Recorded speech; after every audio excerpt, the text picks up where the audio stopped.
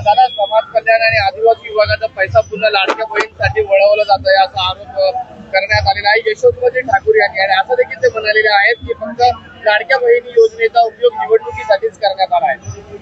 नाही, हे सत्य आहे. समाज कल्याणचा पुन्हा निधी वळवण्यात आला आणि माझ्या माहितीप्रमाणे समाज कल्याण जो निधी देताना फक्त अनुसूचित जातीच्या महिलांना द्यावा अशा पद्धतीनं तो निधी देण्यास मान्यता सामाजिक न्याय विभागानेच दिलेली.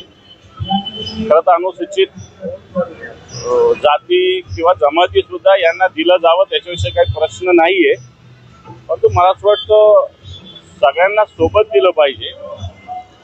आणि सगळ्यात महत्वाचं, सामाजिक न्याय विभागाच्या निधीचा खर्चाचा उद्देश वेगळा आहे. फक्त एखाद्या महिलेला 1500 रुपये देणं एवढा पुरता त्याचा उद्देश नाही.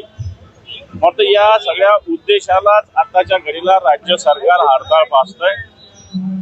असं सांगून त्यांनी एक टाळलेलं आहे की आम्ही हा निधी केला काय अनुसूचित जातीच्या, पण तुमचा अनुसूचित म्हणजे हा सामाजिक न्याय विभागाचा स्वतंत्र निधी असताना दुसऱ्या योजनेकडे वळवता येत नाही, तरी सरकार वळवत आहे आणि सामाजिक न्याय विभागाला कवडीची किंमत देत नाही.